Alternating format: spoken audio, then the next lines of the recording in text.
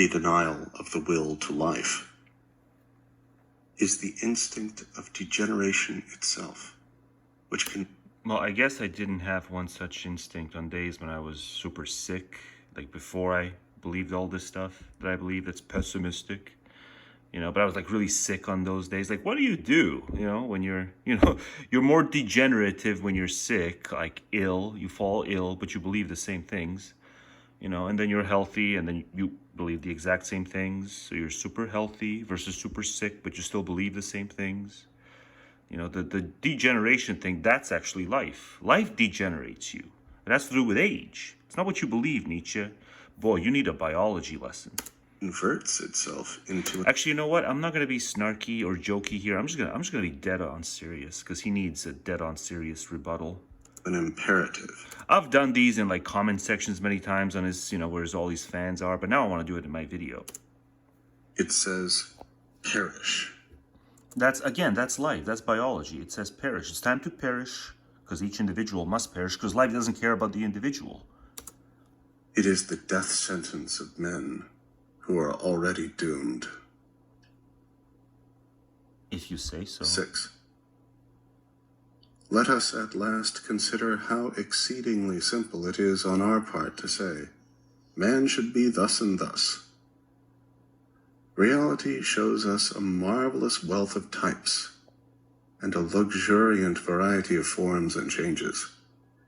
And yet the first wretch of a moral loafer that comes along cries, no, man should be different. You're doing that here by criticizing the moral loafer on normative grounds. You're saying the moral loafer shouldn't be a moral loafer. You're doing it too.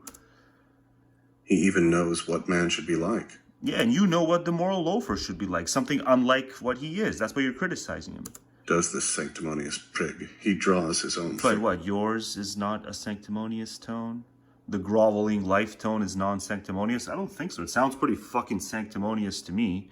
You just think by kind of bundling courage versus cowardice considerations into it, it ceases to be sanctimonious. No. Your grovelly thing is just more... It's just got a more derpy tone to it, but it doesn't mean it's less sanctimonious. Face on the wall and declares, Ecce homo.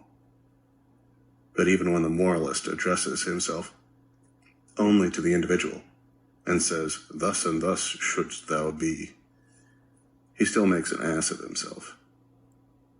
The individual in his past and future is a piece of fate, one law the more, one necessity the more for all that is to come and is to be. To say to him, change thyself, is tantamount to saying that everything should change, even backwards as well. Truly, these have been consistent moralists. They wished man to be different, i.e. virtuous. They wished him to be after their own image, that is to say, sanctimonious humbugs. No, you're wishing for people to change too. It's just, the virtuous thing sets you off, and I guess you want them to be more vicious. But it's not like you're a non-judgmentalist on this. The spiritualization of sensuality is called love. It is a great triumph over Christianity. Another triumph is our spiritualization of hostility. It consists in the fact that we are beginning to realize very profoundly the value of having enemies. In short, that with them we are forced to do and to conclude precisely the reverse of what we previously did and concluded. In all ages, the Church wished to annihilate its enemies.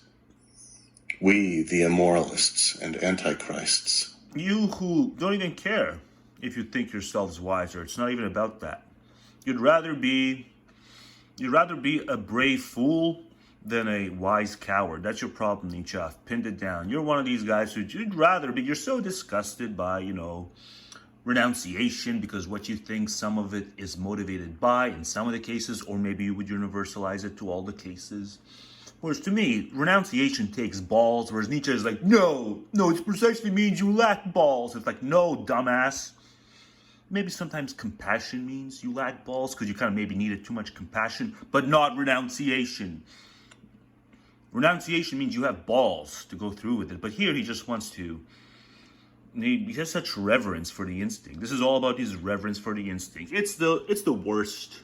You know, there's the Twilight of the Idols era, the Before They Take Me to the Nut House era, the I'm gonna condemn the ascetics who have to be ascetics, who have no other way but be the ascetics. And then I'm gonna, die of syphilis because I just couldn't stop seeing hookers. Yeah, you're such a wise man, Nietzsche. Oh, you're not, but that's okay with you because at least you're not a coward. They'd rather be brave fools than wise cowards. That's a problem with them.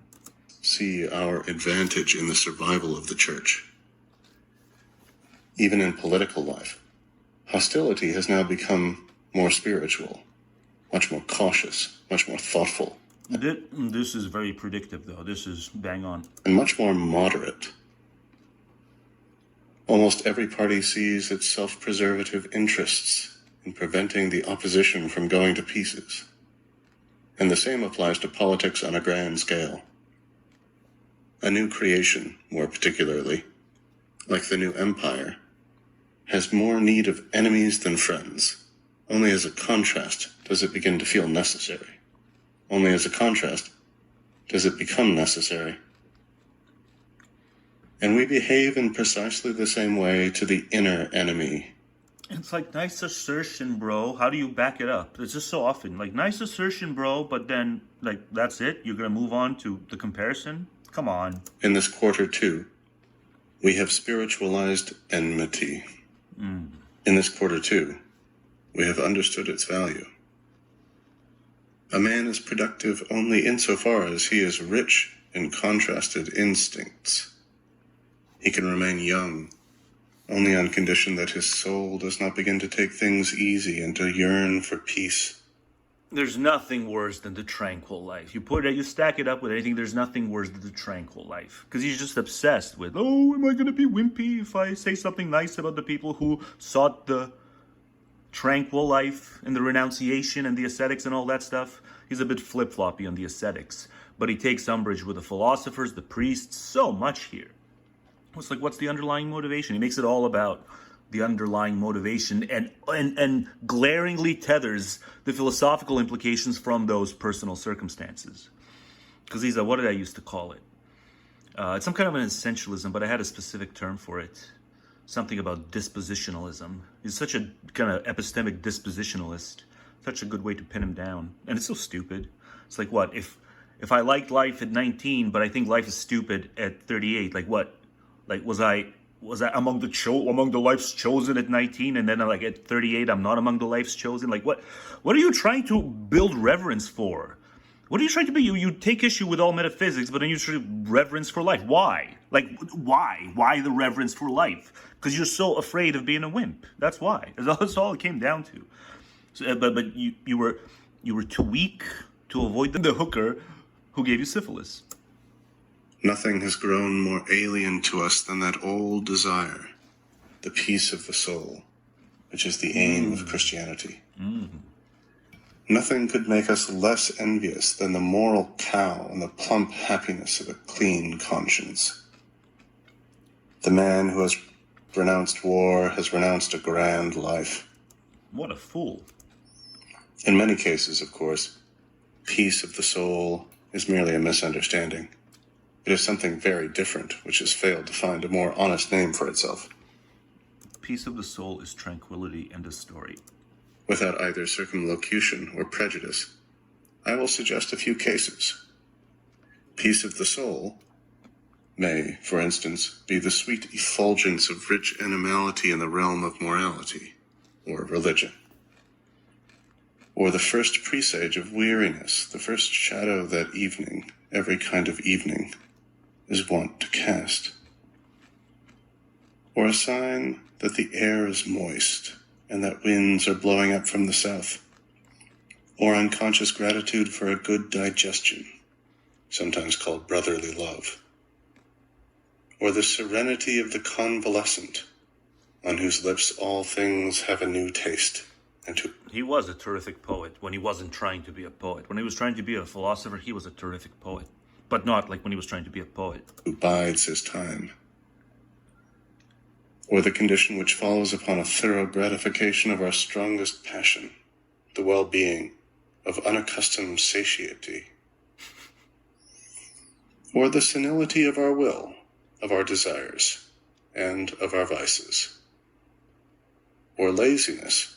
Yeah, he's the anti-vice man. That's all this is about. Twilight of the Idols. He's the anti-vice man. Coaxed by vanity into togging itself out in a moral garb, or the ending of a state of long suspense. Why couldn't you just do Schop 2.0, damn it?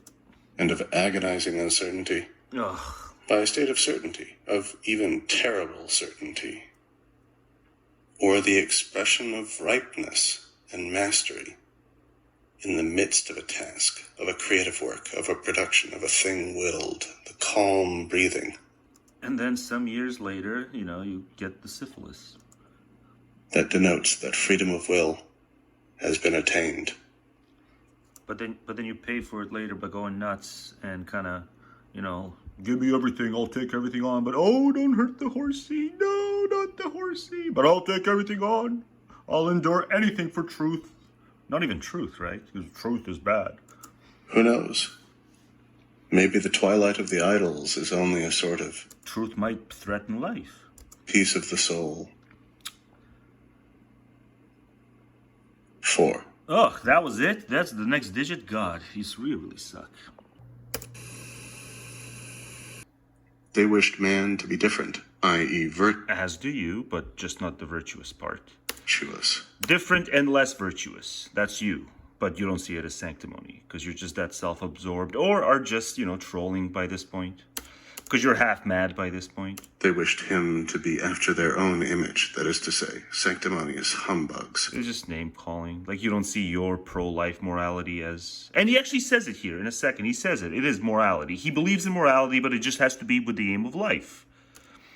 It's not that he says, the loud part's quiet. It's just that he tucks what should be the loud parts, he just tucks it away here and there. And just a lot of name calling, a lot of just, speculation about motives and other kinds of things. And, they're, degenerative. But then it is, oh yeah, morality for me too, but it has to be consistent with the aim of life. Then it's okay. It's like, yeah, that's the part. You can't just tuck that in at like the corner of the book here and there. Like, no, that has to be front and center in the book, because that's a pretty big fucking deal. Because then you're also eligible for piety and sanctimony and all that stuff, Nietzsche. Why the fuck would you think you're not? And to this end, they denied the world. No, they don't. They just recognize that, how did I put it? Graveyard is natalist. It is true. You say, oh, it's the pessimists have the philosophy of skull and bones and graveyards. It's like, no, it's the philosophy of negation. It's precisely that which leads to no more graveyards, no more death, no more destruction. It leads to no things happening.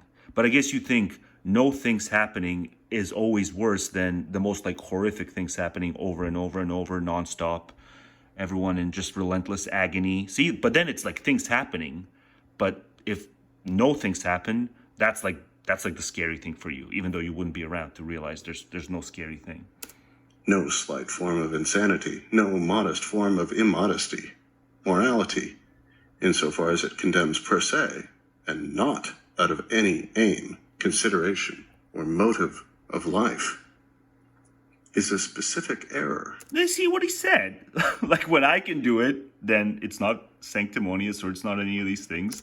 Or condemns per se. So it's when you just do it per se, but not when. And not out of any aim, consideration, or motive of life. So he grants that you can be moral by thinking his way. That's in line with life. But then it's like, why would all the other stuff be... Like, don't you see all the loose ends that you're not tidying up here? Is a specific error for which no one should feel any mercy, a degenerate idiosyncrasy that has done an unalterable amount of harm. But see, it's still of life, but you just don't get it. All those people that make your panties go up in a bunch because they want people to be more virtuous, it's like they're of life. But no, life doesn't get any criticism because it's like, I don't know, it's like it's almost as if you believe they're otherworldly and demonically possessed or something. You would never say they're demonically possessed. So you just say things like degenerative or all that stuff. But it's still just the cookie crumbled in a specific kind of way within the context of life. But you ought to just put lipstick on the pig that is life, so you just pretend it's something else. It's just something about them. It's like they didn't make themselves. Life made them. We others, we immoralists, on the contrary. No, you just said morality can be in line with the aim of life. If it's not, then it's bad. Have opened our hearts wide to all kinds of... Oh God, it's one thing to, like, you know, waste my time because, you know, there's people wrong on the internet. But it's another thing. It's like for a guy who died and spent the last decade of his life absolutely insane, and to waste my time on the internet because he's on the internet. To waste my time doing this because of him. Comprehension, understanding, and approbation. What did he say? Others, durable amount of harm. We others, Ugh. we immoralists, You're not. on the contrary, have opened our You're normative all the time. Hearts wide to all kinds of comprehension, understanding, and approbation. We do not deny readily. We glory in saying yea to things. It's masturbatory. You're masturbatory. That's all this is. Our eyes have opened... You should have spent more time trying to come up with, like, actual good poems at this point in your life. And ever wider and wider to that economy which still employs and knows how to use to its own advantage all that which the sacred craziness of priests and the morbid reason in priests rejects.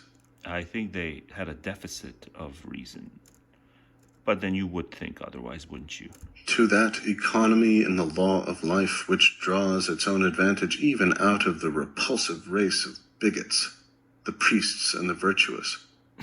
What advantage? But we ourselves, we immoralists, are the reply to this question. That's it? I guess that's it. End chapter 5. Oh, man.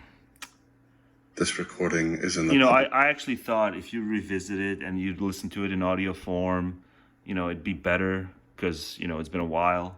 But it's just so much worse on the second go. It's like one of my favorite readers, but even he can't make it tolerable. Public domain. Yeah, he can't. It's just... I wish... I kind of went into this wanting to say some good stuff, but just... It's all of it. It's just so stupid and fatuous. Sam Chris writes a long blog post on these topics. Nobody understands Nietzsche except me. Link. So yeah, Scott Alexander. It's a supplement to what I'm saying, but I want to include it because it's a good supplement by Scott Alexander. But here he's quoting another guy. In post. It's unfortunate. He did a whole trilogy on, you know, master versus slave morality. So this is one of his, you know, highlights from the comments on that. Fortunately subscriber logged, but I hope it won't be considered theft if I quote what I consider the thesis. Quote, Nietzsche contracted dysentery and diphtheria. When those cleared up, he started experiencing the headaches and nausea that would recur for the rest of his life. He never had any lovers. He proposed 3 times to Lou Andreas Salome and was rejected 3 times. But she did sleep with his friend Paul Rey and allowed Nietzsche to third wheel in their travels around Switzerland. This man spent his life in continual physical decay, rotting from the inside out. First his bowels, then his brain. Phlegm filled his lungs.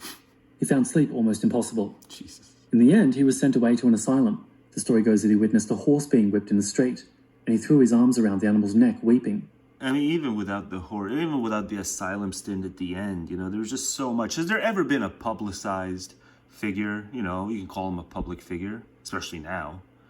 Has anyone ever come close to being as groveling toward life, toward the thing that ails him? Has anyone ever come close?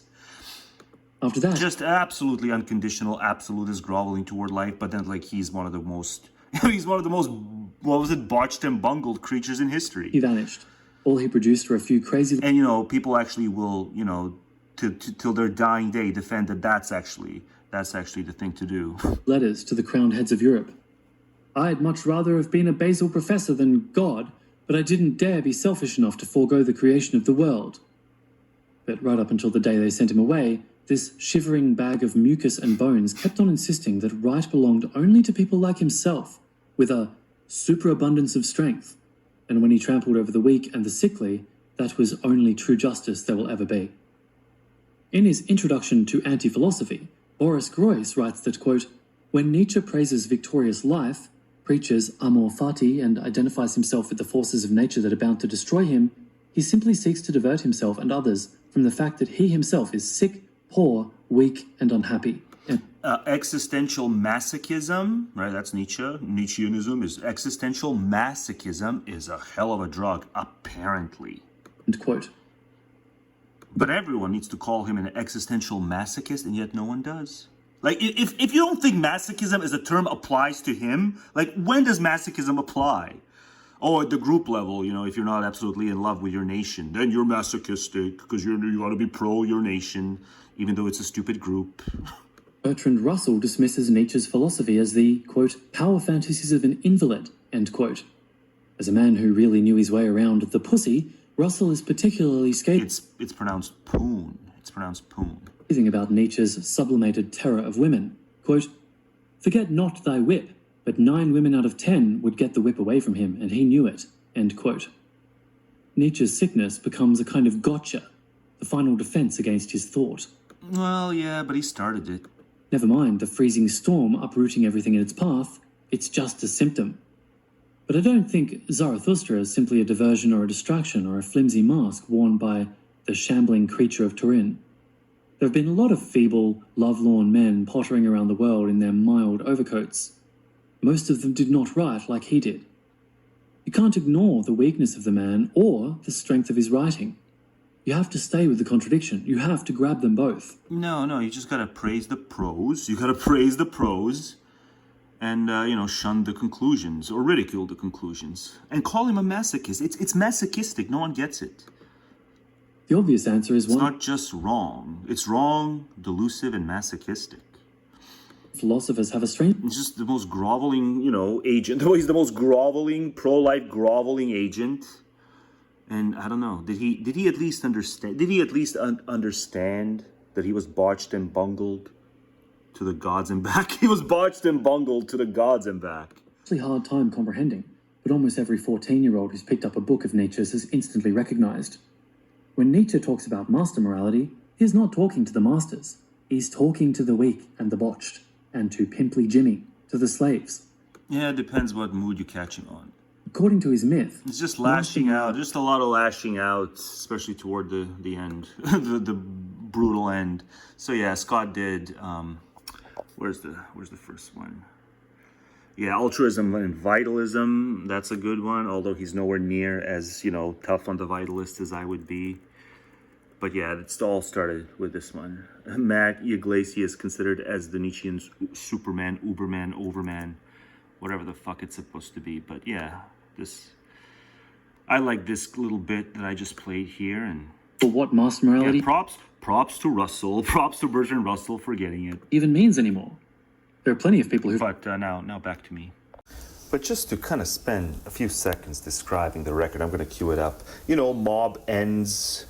It ends with Mob Ends Your Life. But, I write Will Tricks Nietzsche's, because I don't do him the courtesy of spelling his name right, because it's meant to signify that it's that late stage Friedrich Nietzsche. But no, whenever we refer to something he's done, in that last bit, and even before the Nut House, I'm saying that a good decade before the Nut House, we mean Nietzsche's.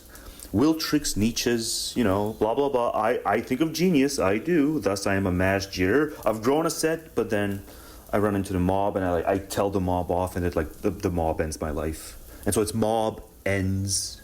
It's not individualistic ends, not in this world. This is a bad world. If you had to put it to Christianity, they must say it's a bad world. Why would we need salvation on all this grace and, absolution and other worldly benefits? This is because Christian theology, standard Christian theology, must say this is a bad world. What's the need for absolution? What? Minimal bad things in the world, but we need such a dramatic salvation theory? I mean, come on. No, it's a bad world. And so yes, Will Tricks Nietzsche's, because Christianity's bad for saying that it's a bad road. So Christianity's, look, no, Nietzsche. Like life, as with all these other things, Christianity is a product of life. But yeah, if he's in that late stage, he needs to be misspelled and never have his last name invoked. That's just for the previous periods when he was, it was better. I think it has to be. I think even the fanboys would have to admit he was better before. But no, because they want to be they want to be brave fools instead of wise cowards. Throughout the course of therapy, the therapist's own countertransferential feelings. Whoa, countertransferential. Where is it? Countertransferential. Yeah, I like it when there's a word. It doesn't happen nowadays, but I like it when there's a word that even I wouldn't think of in a gajillion years. Much less think of to use, but I wouldn't even think of this as being a word that exists. And I like these combo words, but like, wow. So I like that. It doesn't happen much these days. Feelings should be examined and used to help understand patients' problems with... It's about psychological reenactment. It's a fascinating enough paper. Problems with reenactments. People need to read psychological papers far more than they do. It's far more interesting than, econ data. Ooh, the unemployment numbers. Ooh, the jobs number. Yeah, no, read psychological papers, you retards. Then you'll figure out that all that other data is just because people don't know what to do with themselves. That's why there needs to be as wide-reaching an economy as there is because just most people, they just don't know what to do with themselves. The moment there's nothing to do, their mind sinks by its own weight. Credit goes to Schop on that one. He said, without something external to spur on their will, their mind sinks by its own weight. Reenactments. Boredom, anger, rage, or sexual feelings experienced throughout the course of therapy. Sexual feelings experienced throughout the course of therapy. Yeah, this ain't your grandpappy's therapy sessions. Therapy can be 21st century therapy. Be useful in understanding what patients engender in others that may play a role in the reenactments they experience. Without blaming patients for their reenactments, therapists can help them to better understand their vulnerabilities and how they may contribute to their own exploitation. Yeah, I'd be a horrible therapist, because while I wouldn't blame patients, I'd probably just want to make fun of patients, and then if they got fussy about it, then I would just make fun of them more. Then I'd get sued and everything, and it would just be a horror show. But aside from that, I'd be a good therapist, because I would actually tell people, I'd get to the root of the problem. And that is that you just, your mind just sinks by its own weight. So you need to think you need to do a bunch of things in the world. But no, it's just, the problem is you just get bored easily. Because your mind is just not up to the task of actually just thinking through things. The moment your mind is up to the task of thinking through things, you'll see that it's such an arduous, long process. There's no way to ever get bored, because you can always find yourself in a situation where you need to think something through, which takes several steps. It can eat up days and weeks just to think through something that's like a single topic. Exploitation. For example, a 32-year-old female patient with a long history of childhood sexual abuse noted to her therapist that she had been abused in many of her past relationships. In the early course of therapy, the therapist began to explore with her how it was that others took advantage of her, which did not prove to be particularly productive. As the therapy progressed, however, the therapist became aware of his own wish to take control of the patient's life. Was it a man? It must have been a man. Yeah, we're not even going to ask the question. We know it. We'll treat the scenario as it was a man. Rescue her and to... Another bad man. To tell her what to do. When he examined these... Okay, so they do say it's a man. My bad. Feelings, he became more cognizant of how timid and frail the patient's presentation was. Clearly, had it been a female therapist, none such would have happened. And he decided that it would be helpful to explore this. It would be He helpful. began by inquiring how the patient imagined others viewed her. With specific questions about whether she thought others viewed her as powerful or powerless, the patient eventually began to better understand how she presented to others, which, in turn, played a role in her victimization. Yeah, probably wore, baby needs daddy shirts. Something. Baby looking for daddy. Yeah. Victimization. How could it end in victimization if I'm wearing baby needs daddy shirts? Victimization. The therapist's awareness of his own feelings when working with the patient was the catalyst for this line of questioning that enabled the therapy to progress. Yeah, so sometimes the therapist wants to be the daddy. Sometimes people get into therapy because they're looking for a baby whose daddy they can be. Anyway, it's a good paper. I shouldn't make light of it. Let me just pull up to the front to see what the title is. Where's the title? A helpful way to conceptualize and understand reenactments, right? So, I'm just having fun, but it's a serious subject, and, If you need therapy, odds are you probably just, need to just read papers like these, because you'd probably get a lot more. Because then you take the human element out if you just read the paper, and you don't run into, certain therapists who have certain alt agendas. So you just read. It's all about that childhood bullshit. And again, just further reinforces all my points about why the family thing is such a shit show. It's got nothing to do with whatever, Jew plots, what is it called? What is the stupid school called? The critical theory school of people. What are they even called? The Jews, cultural Bolshevism, but nowadays it's could call it cultural Marxism. What the hell is it called? Adorno, all that stuff. James Lindsay saying that's why the family is crumbling is because there's that. What the hell were they even called? They were critical theorists, but they had a name to them. I just can't remember their names, but they were all like Jewish and stuff, and so people were like, oh, I guess Marxist, yeah. So it's not to do with Marxism. It's got to do with just people are pathological, and they pass on their pathologies to each other. Victimizers become victims, or victims become victimizers, and so on and so forth. It's not a political agenda why the family thing is a shit show. It's just, in order to adapt, people who are victimized, they become victims. But no, the stupid political brain can't house that at all. The stupid political brain has to turn everything into divorce rate must be the cultural Marxist. Man, look at it go. What the hell is it called? The Frankfurt Adorno, Frankfurt, all that stuff. The Frankfurt School. James Lindsay saying, Psst, it's the Frankfurt School. I didn't even have to look it up. The moment I stopped recording, I'm like, oh, the Frankfurt School. That's why the family is crumbling, is because there's the Frankfurt School, but that's nothing to do with why the family crumbles. The family crumbles is because there's people are just sick in the head. What the hell were they even called? They were critical theorists, but they had a name to them. The Frankfurt School. I just can't remember their names, but they were all like Jewish and stuff. Well, I don't know if they were all Jewish. That's what's said of them, but I'll just go on record here. I just said that because that's what's said of them. For all I know, some of the Frankfurt School, participants might have been non-Jewish, but it doesn't matter anyway, because all anti-Semitic conspiracy theories are really stupid. But the memes are good too. The memes that kind of show the absurdity of folk like Adorno. Marge, have you ever actually sat down and read this thing? Technically, even going to the bathroom is fascism. Yeah, true enough. So there, I was going to make this a static segment, but I might as well commentate over it, because I don't think people catch the static segments where, I just whatever point I made. The static segments are sometimes used to just kind of take a punch at the other side. So here's me doing that instead of the actual static segment. Because yeah, it's pretty much true. Oh, but just another minute. Back to this, if you'll permit me. Back to the mama bear. I guess it's applicable even to the papa bears. There's certain fact that's, true of them, that's not true of us. So let's do a us versus them thing. Even the best of us succumb to it. Yes, I'm going to do a us versus them thing. The us is the non-begetters, the them is the begetters. So us as non-begetters, it is just a fact that we never have to handle poop. Now, apologies to the nurses and, whoever, the care workers, many care workers, even if they're non-begetters, it's just in the contract, the job contract. They get paid, they have to handle poop.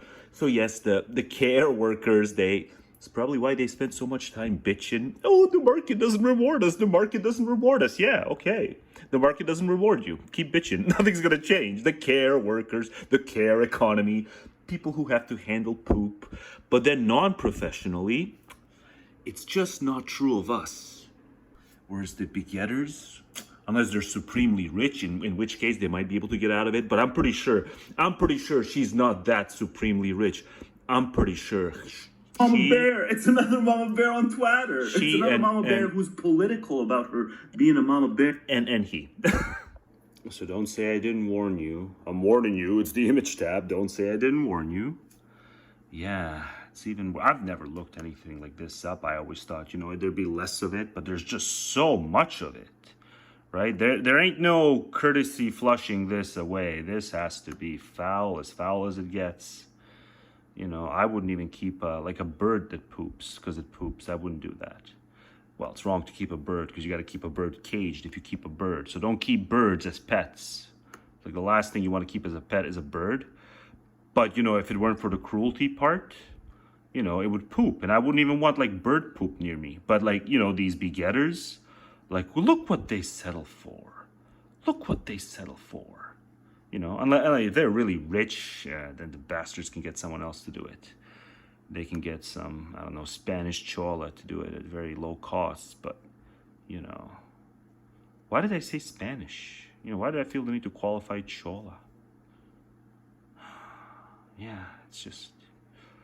It's sick. You're sick. If you don't want this in your life, you're sick. There's something wrong with you. This is what you're born to do. Sick. You're sick. If you don't want this in your life, you're sick. There's something wrong with you. Nah, that's not fair. The typical begetter would probably not say the typical non-begetter is sick or anything that insulting. It's just, you know, maybe the typical begetter would say that when they're, you know, all wrapped up in demographic anxiety, when they're all, you know, they finally have internet access and they just can't tell what are good arguments and bad arguments. And so there's a lot of people, you know, pressing upon their demographic anxiety. And so that's why it must be sick. The non-begetter, we don't know anything else about them, but we'll just say they're sick. Merely in virtue of the fact, or in vice of the, not in virtue, right? In vice of the fact.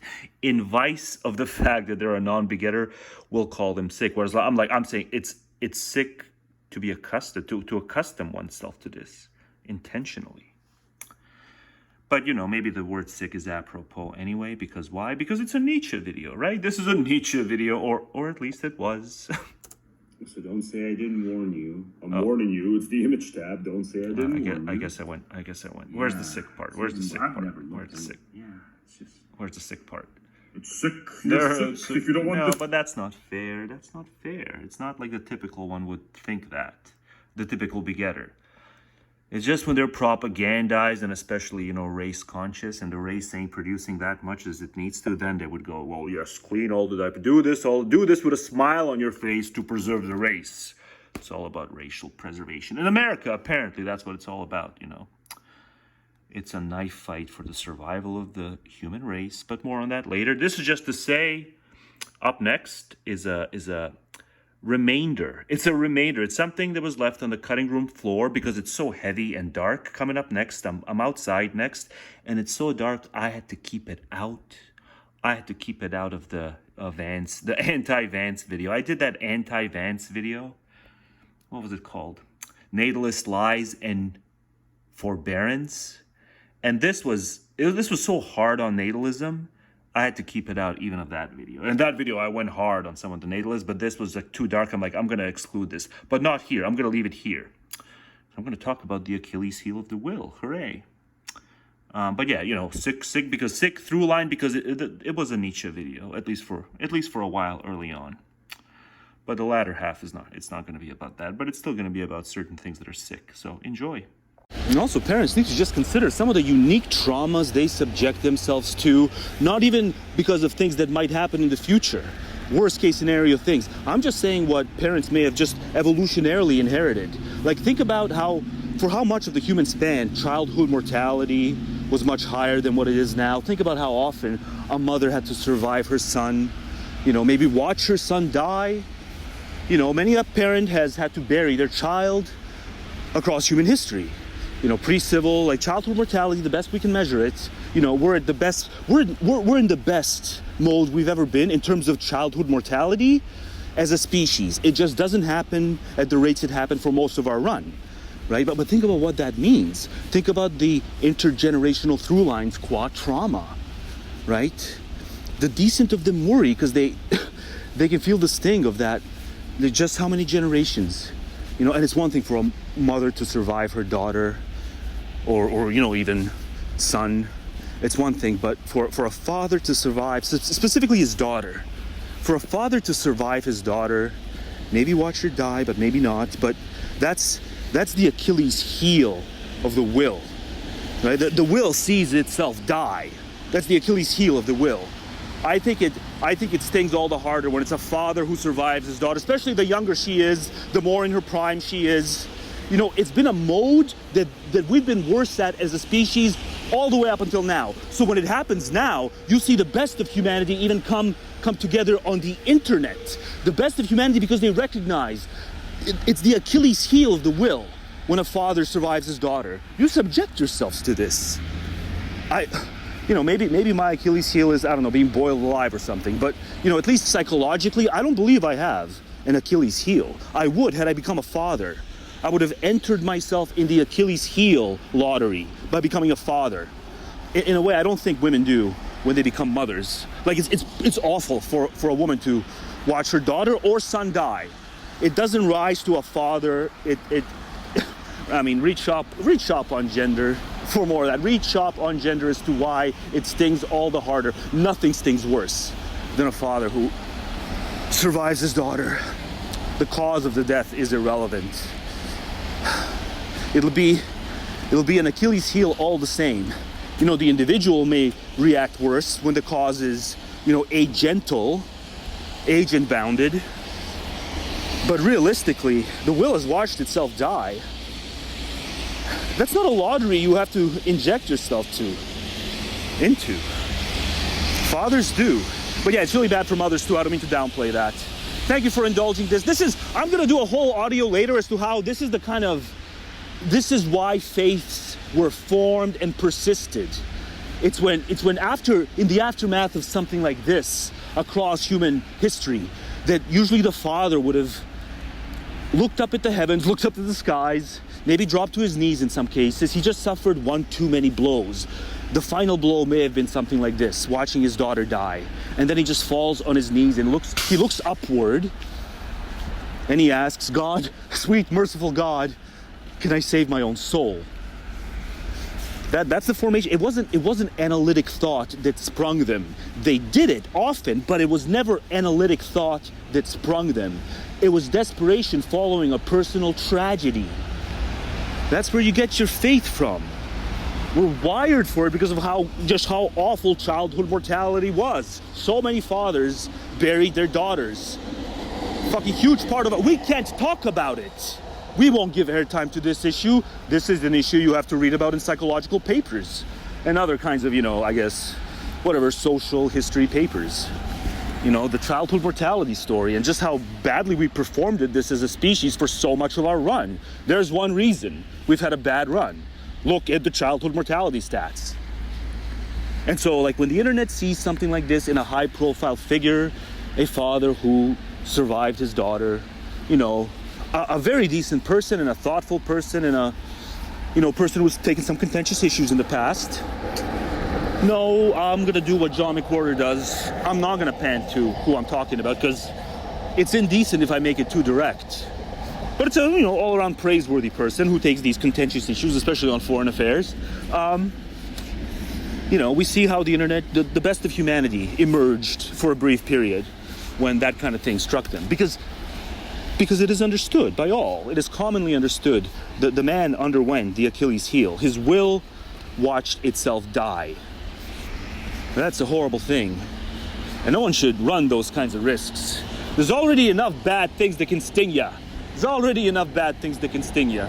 Oh, but you want that profoundest love. It might just be the profoundest love is the love of a father for his daughter. It's the profoundest love, and that's why it's when she's gone, it's the Achilles heel of the will.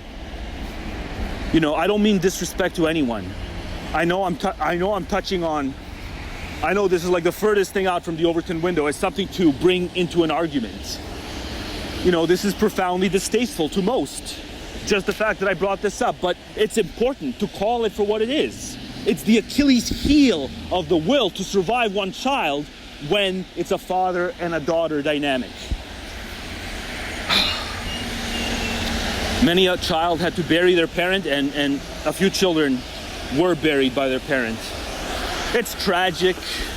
Let's think about it for once. Let's think it out for once. Let's dwell on it. Let's understand that if there's a high culture, it's the kind of culture that takes these questions far more seriously. Because I don't see it, hence there's no true high culture. People can't take it. It's the furthest thing out from the Overton window. Is what is What are the constituents of the Achilles heel of the will?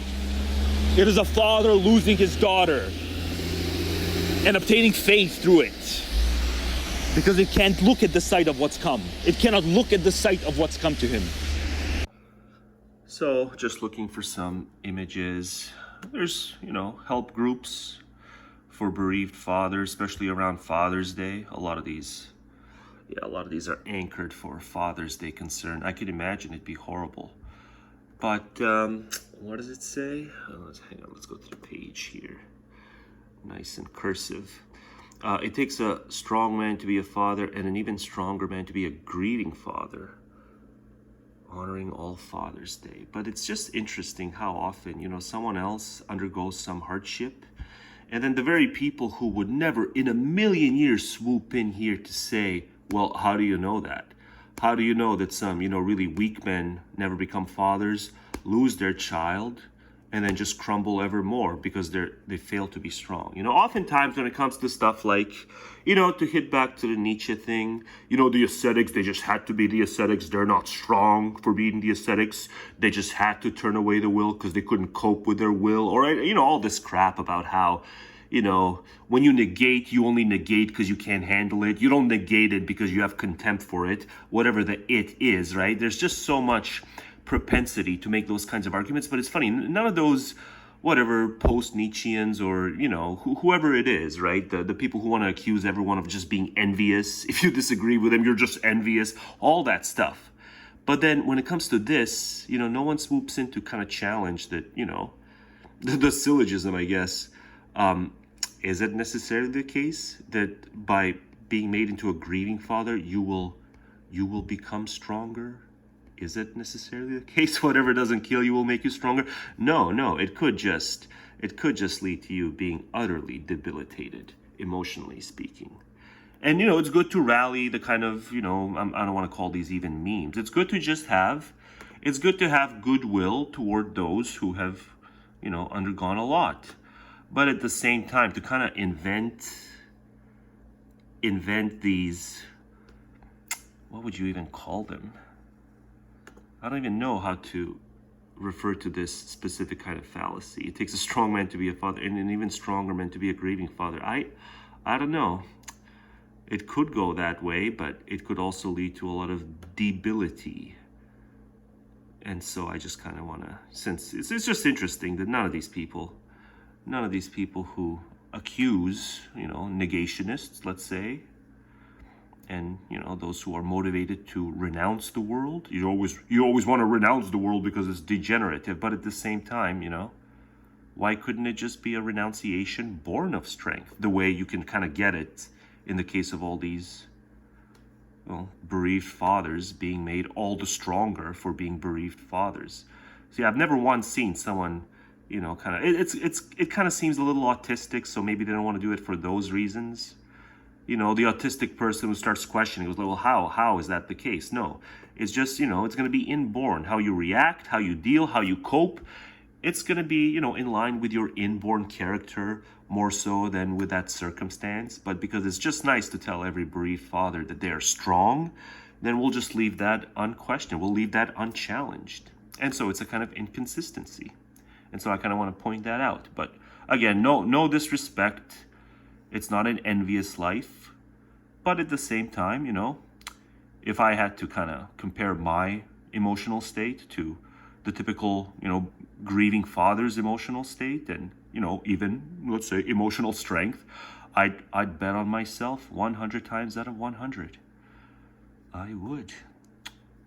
You tend to think if a grieving father ever came across someone who trash talk their dead child, I don't think that grieving father would be able to be composed. It's one of the reasons why, like I said in the previous video, like I wouldn't be able to be composed in a courtroom, for example, with the killer of my child sitting, a few rows away from me. I would be triggered, as they say. I would be triggered. And that's not, that's not just to say that I would, pound the crap out of that person as a kind of tough guy talk. It's not even that. It's just to say that, it's being able to stay composed is a strength. And being uncomposed is a kind of weakness. And I know that if I were a grieving father, I would have that weakness. Anytime anyone said something negative about my dead child, or even implied something negative about my dead child, I wouldn't be able to be composed. And I probably wouldn't be able to be composed on Father's Day. I'd probably just break down and cry. But then it's like, I can look at memes telling me, or not memes, but I can look at, nice little activists. Is this an activist thing? I don't know what this is, but then, but I'm stronger after all. I'm stronger after all. Well, no, not necessarily. If I break down and if I can't stay composed, I'm probably not stronger. So, yeah. If you actually want to stay composed and strong and all that stuff, you're just not gonna, you're just not gonna play with matches. But no disrespect meant. It's just, to the Nietzscheans who insist on interrogating everyone who has these motivations to turn away life, why don't you all just kind of be interrogative here too and question, is it necessarily a stronger man? Yeah, odds are it's not. But you won't question that because then you're essentially, you're pulling at certain threads that once you pull far enough, your whole maze is, your whole maze will crumble. Your maze of bullshit, your maze of pro-life bullshit will crumble. And so just pipe down and keep it simple, stupid. But yeah, it's nice. It's nice that there's people who are willing to create all these things and hold hands and help when it comes to the worst possible thing. And so yes, that's good. But at the same time, let's also not mince words. It could have all been avoided had you just not done the thing in the first place. Had you just not done the stupid thing. So, counsels and maxims. This is section 53. I'm going to put this in the Nietzsche was wrong and deluded video. Because I say there, God damn it, Nietzsche, why couldn't you have just done Schop 2.0? Why could you have just done Schop 2.0? But, chronology aside, every now and then, like, Schop did a Nietzsche 2.0. And this is one of those examples. It's counsels and maxims. It's section 53. Schop writes, "It is a cowardly soul that shrinks or grows faint and despondent as soon as the storm begins to gather, or even when the first cloud appears on the horizon. Our motto should be, no surrender, and far from yielding to the ills of life, let us take fresh courage from misfortune." And far from yielding to the ills of life, let us take fresh courage from misfortune. I just gotta see what's right below it because I didn't think to click right below it because then maybe he says something else to qualify it. To any seed malice said Oh, contra no. audentur ito, point 50. No. As long as the issue of any matter fraught with peril is still in doubt, and there's yet some possibility left that all may come right, no one should ever tremble or think of. 4, E5, but resistance, just as No one should ever tremble or think of anything but resistance, just as a man should not despair of the weather if he can see a bit of blue sky anywhere. Let our attitude be such that we should not quake even if the world fell in ruins about us. Yeah, so this is the work that's kind of, those practical meditations. What do you do practically speaking? So Schop clearly did. Well, he was like a practical life Nietzschean, even though he was very much a pessimist. So yeah, there's no through line. So it's weird. Like Schop would have agreed with Nietzsche, but he would have just said no, this is just a philosophy for living, not the philosophy. So you can kind of say, yeah, Schop did Nietzsche 2.0 as a practical matter. Yeah, perfectly abstract. That's me over on Rumble. God, Rumble is so shitty. You can't just, suppose you're really neurotic and so every single typo, you must correct. And so you just want to edit the comment. No. There's no edit function. You got to delete and repost your comment, which for me is just bad news. Because I just keep spotting typos after I correct them. But I'm too lazy to read them thoroughly and diligently. And so I keep thinking, the rest of this is fine, And then I keep having to, because Rumble is so shitty, but I'm perfectly abstract on Rumble. But Rumble is so shitty, it won't let you edit your goddamn comments. So I'll spot more. I know I spotted once, at least one more. So I'm going to have to keep since I'm recording it now, maybe I can just announce it. And that will make me overcome my need to do yet another delete and repost. But yeah, this sucker had to go. This sucker had to go on Rumble and it's not fair. Y'all in America would have seen it. Y'all in America would have seen Better Limp than Simp, but quite a few countries, including Canada. I can't see my own damn video. I can't see Better Limp than Simp on my own channel because I'm Canadian. That video is blocked. That video is too hot for YouTube because of a copyright grievance again, but I'll spare you that rant. At least for the beginning of the video, I'll spare you that rant. And why don't we, you know, I'll say more about Better Limp than Simp. I'm good and defiantly lazy in Better Limp than Simp. And so the Americans know, but you know, a lot of other countries. It just had a naughty segment from a court show, from a Law and Order court show. So, you know, it's the first thing I'm going to link. I'm going to link Better Limp than Simp, where I explain why it's good to be the defiantly lazy man, and I challenge philosophers. Hey, philosophers, you got any counter arguments? The idea that you can live the defiantly lazy good life? I put it to philosophers. So far, it's nothing. But then it could because the video just got blocked in a bunch of countries. So maybe there's some philosophers could have debunked it if they lived in those countries. But then they didn't see the video. But they write a lot of philosophy, so they probably wouldn't watch my videos anyway. They gotta write their little philosophy. It's more technical, but yeah. So I'm on Rumble. I'm perfectly abstract. I crawled back to Rumble. Why? Because better limp than Simp. Well, I'm accusing certain people of accusing men subtly of saying that there's a bunch of men who are sick in the pelvis through this man-bear gig that they're doing in their stupid little subreddit threads. And when I explained how to advance male kvetching, but it could have been a bunch of other words, how to propel male kvetching. And gender is visual. I replied to Skid Row Radio. And then I make kind of, you know, risque chess jokes. Like, are the chess jokes, am I saying black men can't play chess? And I'm like, no, it's not that. It's that he's one of the dumb criminals. So he can't play chess. It's not that he's black, it's just he's one of the dumb criminals. But yeah, that's kind of the overview. That's kind of the overview of the video. The video has a very fun intermission segment. It has a little Pepe. You know, the OG Pepe, the original Pepe. You know, and, you know, for once I kind of cam up for a bit.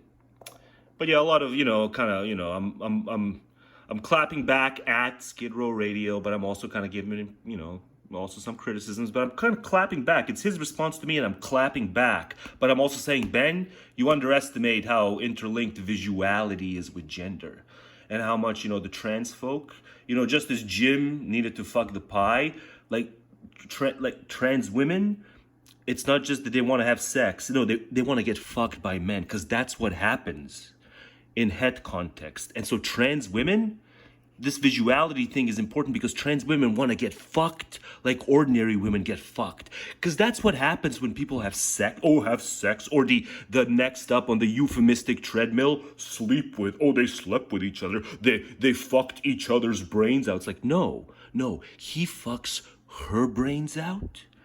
And that's why they make him jump through a bunch of obstacles, because they know what happens. They know, sometimes they'll say, I fucked the guy. No, dame, you got fucked. That's what happens. But yeah, so the trans dame is kind of the one who kind of gets it. It's like, there's certain things that need to happen in the bedroom, and I have to have the whole. If I don't have the whole, then I'm the one who does the fucking. I don't want to do the fucking. I want to be the dame who gets fucked. That's what trans women want, and that's why they go through all these things to transition. And you know, the kind of butch women, well, I don't want to say that, but you know, the kind of there's kind of women who have an ego, and they kind of need to go trans men, because they're like, I can't get fucked, I gotta do the fucking, I gotta go transgender from female to male. So yeah, that's my Better Limp than Simp video overview. But yeah, this had to go on Rumble for my non-American viewers, no doubt. We, the African Americans, coming in two cultures. You get pretty much, you ratchet or you ain't. You trifling or you're not. You mean well or you don't. That's really what it comes down to. Most of us actually aren't that trifling, but the problem is that many of us are too loyal to some trifling niggas somewhere. Yeah. Because maybe they're related to us, or maybe they grew up with us, or something like that. And you got nepotism, black nepotism. But understanding, when it comes to the rest of our people, you can be loyal to a trifling nigga against these white folks, but you can't be loyal to no trifling nigga against the rest of the community until we against these white folks. Hey, but you what? can't be loyal to no trifling nigga against the rest of the community. Let's just hear it one more time to make sure we didn't. Yeah, I know he says it all the time, but it's just let's pretend he doesn't. Something like let's that. pretend he doesn't say it all the time. And you got to understand that when it comes to the rest of our people, you can be loyal to a trifling nigga against these white folks, but you can't be loyal to no Black Mind, what did I ever do to you?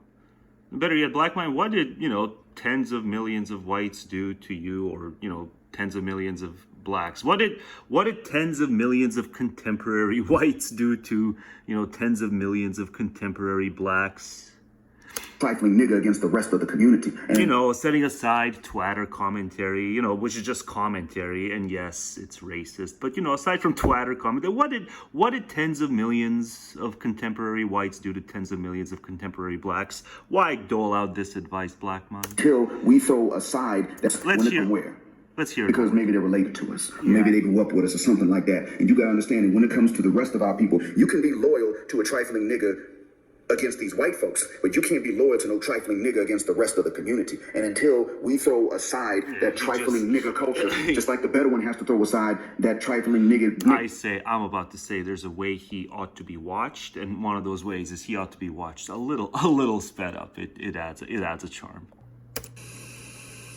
We compare the countries. I don't think any countries are going to come out smelling like roses. Another kind of sneak peek, but also I bring up Black Mind, so I just have to say something as to why this is like the fourth video in which I bring up Black Mind. I never intend to. It's just he's the one guy who considers himself part of the Black manosphere who I have to return to. I cannot fully give up, even though I've done recordings that are now Monsold saying, Black Mind, after this, I'm done with you. So I'm critical of him, but that's just been delayed. But I do bring up Black Mind here, and I just want to explain what's so fascinating about him, because no one's ever given me any feedback on this particular YouTuber, Black Mind. So I bring him up here, and I should never bring him up without explaining why there's a specific way he needs to be watched in order to be comprehended. Dame will just kowtow to what the girlfriends want. At least that's the Black Mind theory. But it's the man is well-traveled. The man is back in the U.S., but the man is well-traveled.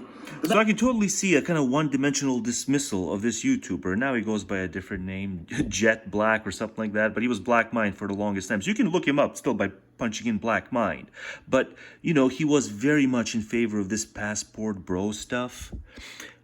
But the reason he's so endlessly fascinating, and I keep returning to him, is because he's so angry, and yet he has zero sense of humor and zero kind of third-person overview of just how hilarious his anger is. And he's got a pent-up frustration, because he was open about just how frustrated he was with women the younger he was. And so he's just... It's not even that I'm judging his frustration, but he's so still angry about that and hung up on that, but he has no ability to kind of crawl out and just to perceive it all from a purely comedic standpoint. His pent-up nature is so hilarious precisely because he can't crawl out of himself and view it comedically. He just doesn't have it in him. He's Muslim. Like he's devoutly Muslim. He speaks great English. He's an English teacher over there. Or at least he was, till he came back to America. So it's weird. I keep bringing up Black Mind. I never really explain, why I find him endlessly fascinating. But I have videos that are kind of delayed, audios that are kind of delayed, where I renounce him and say I'm never coming back to him. But then, I prove myself wrong here. To be comprehended, Black Mind's videos, WestJet Black now, something's videos, need to be watched in the spirit of his own obliviousness and kind of thickness, in terms of just not being able to see how funny his anger and his frustration can be perceived as. Man left because the man didn't want to be, I don't think I've ever heard Black Mind put it quite in this way, but Black Mind wanted to be one of the lazier men. Yeah. Probably didn't want to be as lazy as I am, but he wanted to be one of the lazier men. He didn't like how much pressure corporate America put on him. And that's the other part, is his occupational. He rants about the occupational thing in ways just many people who do YouTube or whatever else vlogging these days, they just don't. I rant a lot about my occupational grievances, and Black Mind is endlessly relatable because he just openly vents about all the crap he has to put up with. And the Bedouins, his word, the Bedouins he had to teach back in wherever he was on the subcontinent. The Bedouins who just would not put in the adequate effort to learn the English language, but who were there in his class to learn the English language. And just that's just some of the funniest shit I've ever heard on the internet. It's just how frustrated he is and how often he would call them to their face, stupid Bedouins. The fuck out of my classroom. When I first got to this country, especially in Bedouin areas, most of the students were rat bastard, subhuman piece of shit cheaters. More of them than not were like this.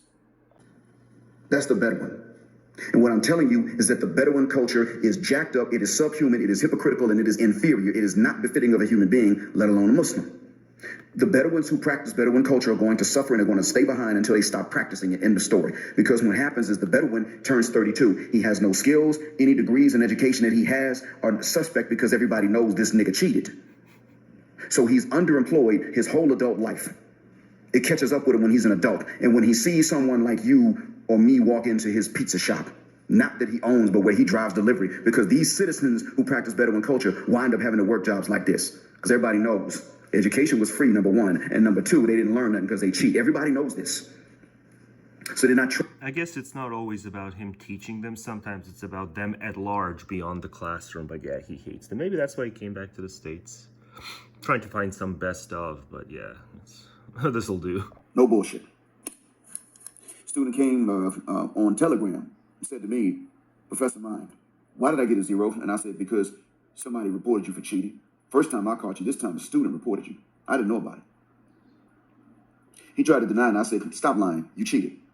You cheated to get out of high school. How else did you get out of high school when you have to pass English exams? How did you get out of high school not knowing a damn thing in English? You're using Google Translate to communicate with me now because some of the things you're saying don't make sense.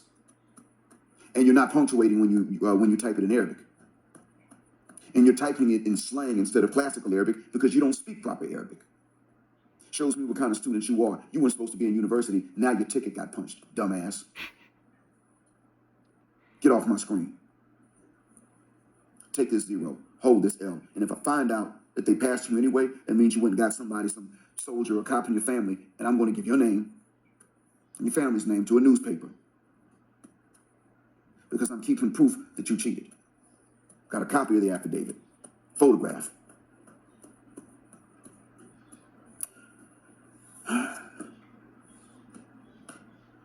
What I'm telling you is that I could be tough now on the bad students because I got good students that are backing me up. And they know what I'm trying to do. They know I'm not just being a jerk. They know that this is for the students' benefit. And that I'm not willing to let bad students hold up progress for the good ones.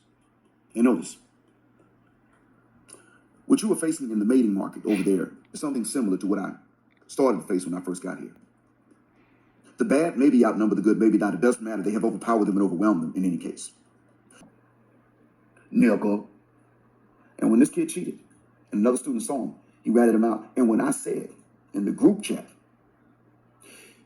one of the students has been reported for cheating, his student ID number ends in this, that, and the other. If you were that student, just know that you got a 0. Do not betray your privacy in this group chat. I did not say your name. The student spoke up and said, I didn't cheat, dummy. I never gave your name.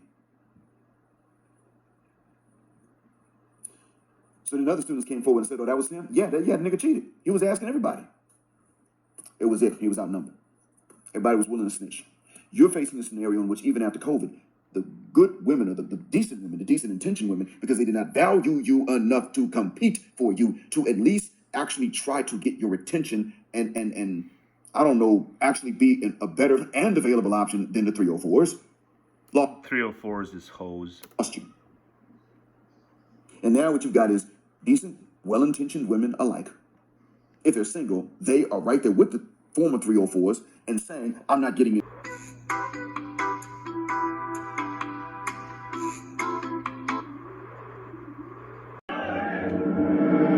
Ding. The problem is you think you have time. On average, you get 4,000 weeks in your life. Only? If you're 25, you've already used 1,300 of them. That's over a quarter of your life gone. The next 1,300 won't wait for you. Oh, the You've got about 50 summers left, 50 times to watch the sunset. Not the and rise sunset. before the countdown begins for real. I'm not infinite. I'm not infinite. And the sunset watching is not infinite. Think about it. I am You spent thinking 26 about years of your life asleep. That's You'll waste too many. That's too many. 7 years scrolling, stuck in traffic, It's all waste. It's scrolling or not scrolling. It's all waste. standing in line. You're left with fragments. But the FOMO. And every second you wait to start oh, living, God. one of those fragments is gone. No. The present is the only time that's guaranteed. Oh, that's So good. what are you waiting for? Wait. The present is the only time that's guaranteed. That's good. So what are you waiting for? But no, Once that's it's gone. Hang on. The present is the only time that's guaranteed. A little whiff of wisdom, and then So what are you waiting for? and then you're not anticipating the future the right way. What are you waiting for? You're not anticipating the future the right way. You're neglecting FOMO. What are you waiting for? God, there's nothing stupid. There's nothing stupider. There's nothing stupider than these, whatever it's supposed to be. Life advice meets quasi-inspirational twatter videos, twatter shorts. If you're 25, you've already used 1,300 of them. Oh my God. That's over a quarter of your life gone. The next 1,300 won't wait for you. Well, I guess it's not going to get wiser if I play it the second time, so moving on. Section 40. Oh God. Even when you are fully justified in praising yourself, I'm in trouble. you should never be seduced into doing so. For vanity is so very common, and merit so very uncommon, that even if a man appears to be praising himself, though very indirectly, people will be ready to lay 100 to 1 that he is talking out of pure vanity, and that he has not sense enough to see what a fool he is making of himself. Still, for all that, there may be some truth in Bacon's remark that, as in the case of calumny, if you throw enough dirt, some of it will stick, so it also in regard to self-praise, with the conclusion that self-praise, in small doses, is to be recommended. Point 44. No, I might not be in trouble then. Okay, it's okay. 44, translator's note. Schopenhauer alludes to the following passage in Bacon's De Augmentis Scientiarum, Book 8, ch2, sic et enim dici sola de calumnia, ad actor calumnia. I think I'm gonna be okay. I think everything's gonna be all right. I don't know what's coming up next, but let's see what's next. Let's see what's. Hang on. Let's see what's Section next. 41. I have no idea what's If next. you have reason to suspect that a person is telling you a lie, look as though you believed every word he said.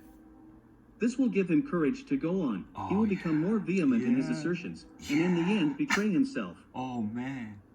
Again, if you We perceive that all have to remember this, especially at work. a person is trying to conceal something from you, but with only partial success, look as though you did not believe him. This opposition on your part will provoke him into leading out his reserve of truth and bringing the whole force of it to bear upon your incredulity. So I found the most talented person on the internet by a mile. You know, at least if we understand verbal talent ought to be like the talent. I found the most talented person in the history of the internet. It's Harry Mack.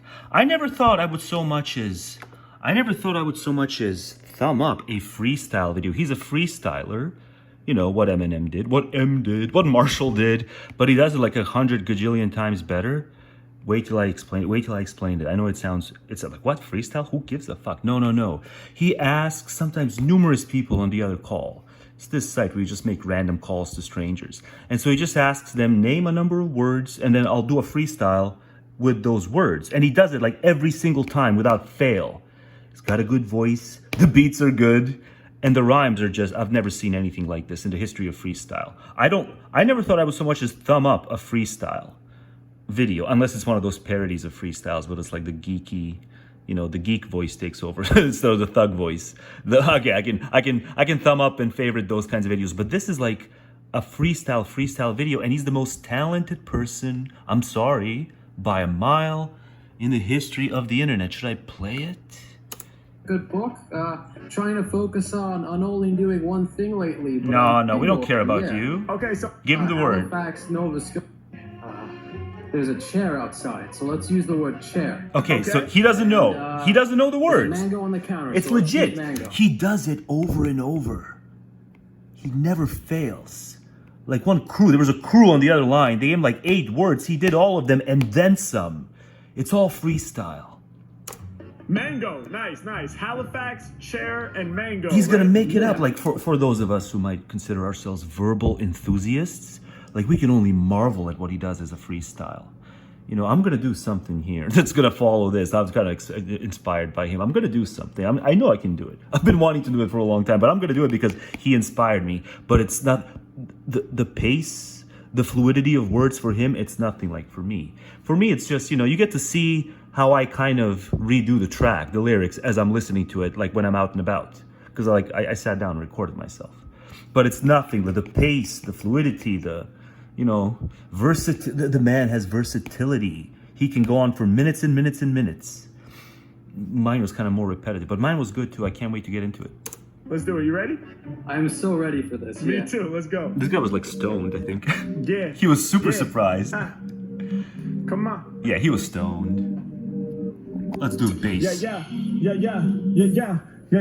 Hey, when it comes to rhyming, I'ma make you panic, bruh. We be connected from LA up to Canada. Yes, of course, I'm ready to scorch. Peace to my Canadian homie that's living up north. It's every man. Amazing. Amazing. Hey, when it comes to rhyming, my name about to go around. But then you think it's a one-off. No, he can do it in dozens, if not hundreds of videos, off the cuff. Never a fail, never a stumble. Like the best of us stumble. He doesn't stumble. I said, I show my face, y'all, no facade. When I be rhyming, now the homies saying, oh my God, yeah. Hey, yo, I'm glad we connected with each other. Yeah, we live in life, that's one foot in front of the other. Hey, we make it happen, man. Y'all know I use this style of rap. Peace to the city you're from. I'm dropping Halifax. Oh. Ain't never slipping. I grab up on the mic and then I be steadily ripping. Hold up. I said, I'm about to be the flow exposure. I rap from LA up to Nova Scotia. Oh! I get clever with raps. I said they couldn't break me down because I'm forever intact. My lyrics rare, make it crack like a snare. I stay lit like a flare, making corny rappers sit in their chairs. Eat your heart out, Marshall. Marshall, you're so lame for like 20 years now, Marshall. Why are you so lame for 20 years, Marshall? M. Yeah, H-Mac moving with the strong flair. Laid back with the steez like a lawn chair.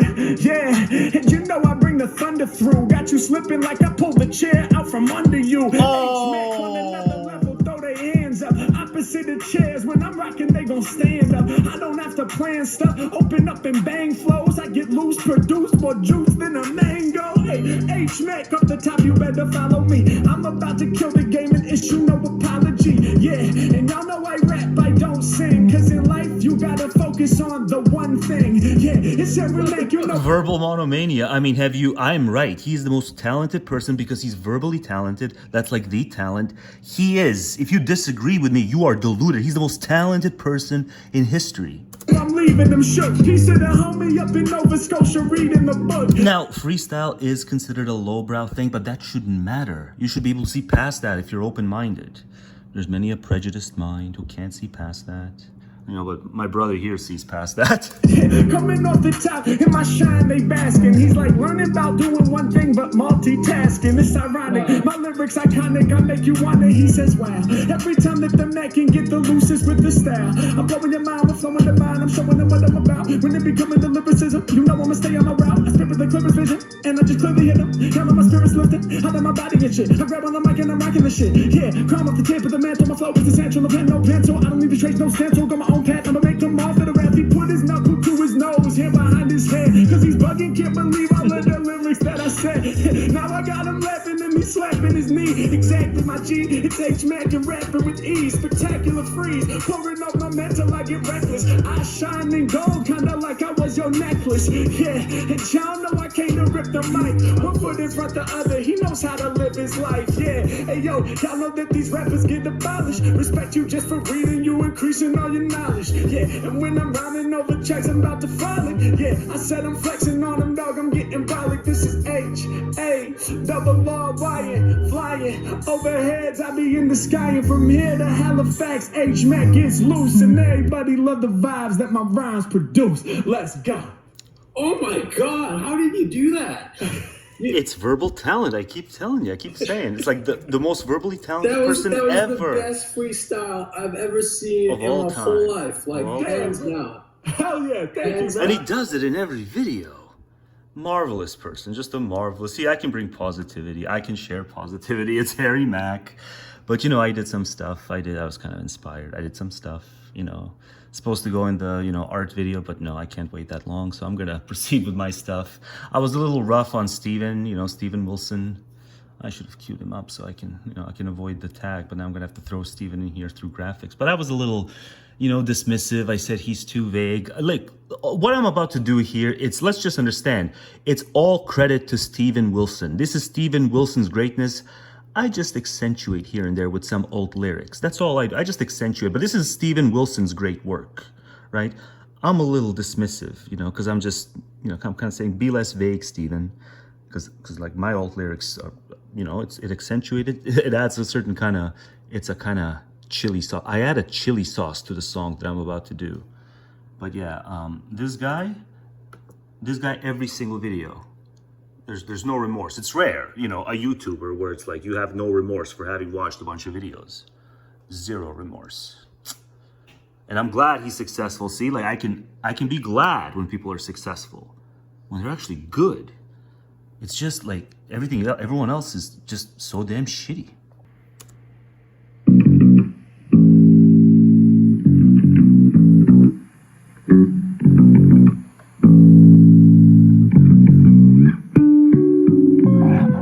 No bass on this one. No bass on this one. This is one of my favorites. Hate Song. I have so many old names for it though, but let's do... Yeah, I gotta turn it down a bit. Let's do As It Plays Along. I love it both lyrically and musically, but let's do my modifications of the lyrics. I guess I'll do my little tags in case you can't hear me. Because yeah, I'm gonna say my part over Steven's part, because my parts are better. My lyrics are better. Listen, I make it gendered.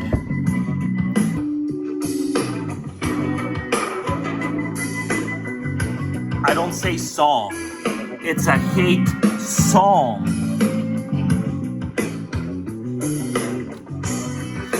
No, it doesn't work. I gotta play it too loud if I'm gonna have my voice that close to the mic, so it's gonna have to go from the laptop side out.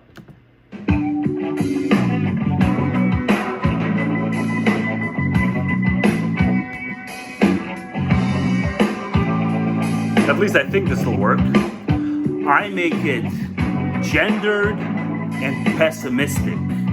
Steven doesn't do it directly ever. Steven's too vague and self-indulgently vague, but I'm not.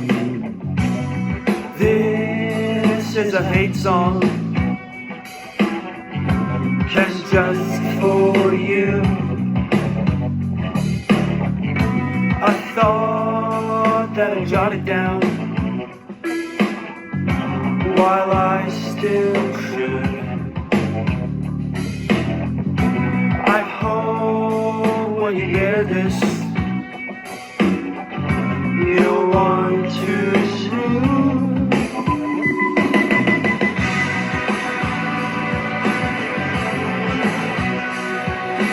And the phlegmatic man said,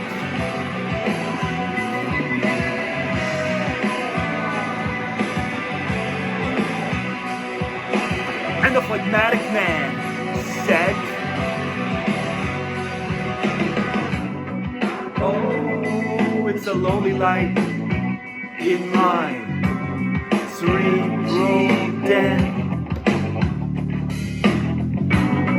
And it's a chase life released from my will. These are the ramparts. Her life is dead.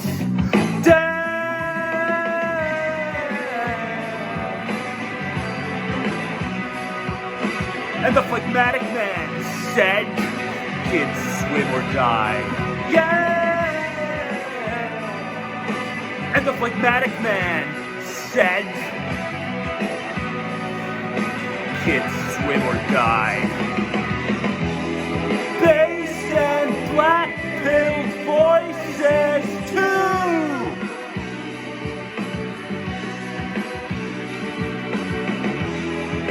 As a gesture prance for truth.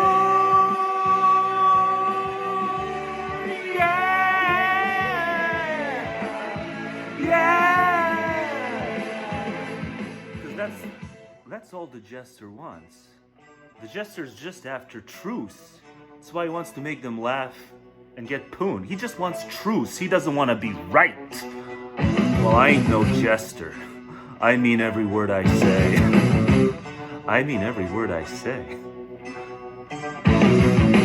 And the phlegmatic man said, kids swim or die. And the phlegmatic man said, kids swim or die. And the phlegmatic man said, kids swim or die. And the phlegmatic man said, it's do or die. And the phlegmatic man said, hellbound to terminus.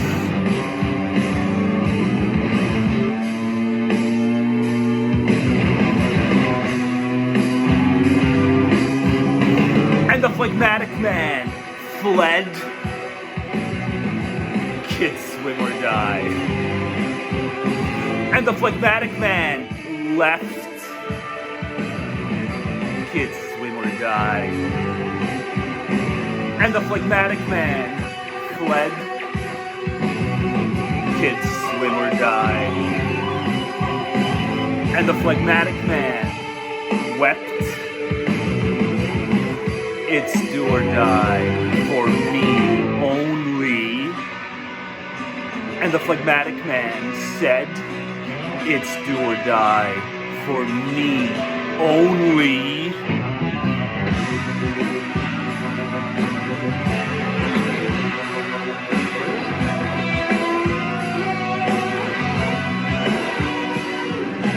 This is the greatest song of all time.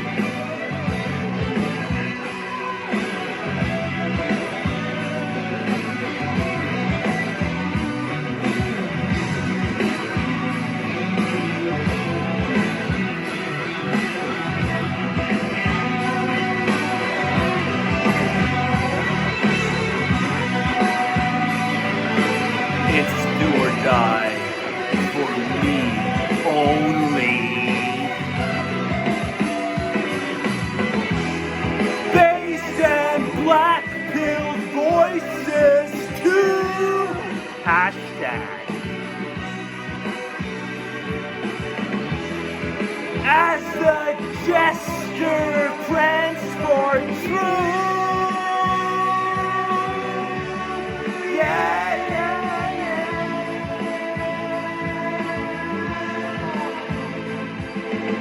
And the phlegmatic man said,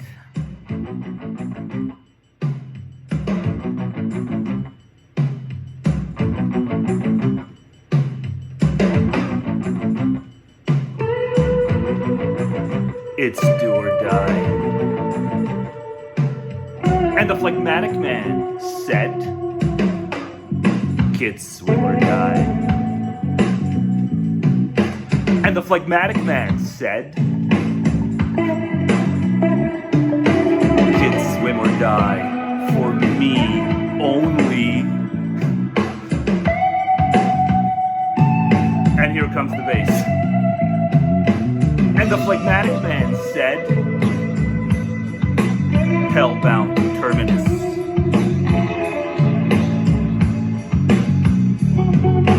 And the phlegmatic man said, matters of will predominate. And the phlegmatic man said, kids swim or die.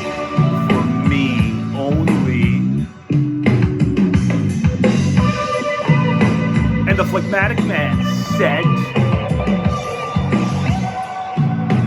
matters of will predominate. Gendered and pessimistic.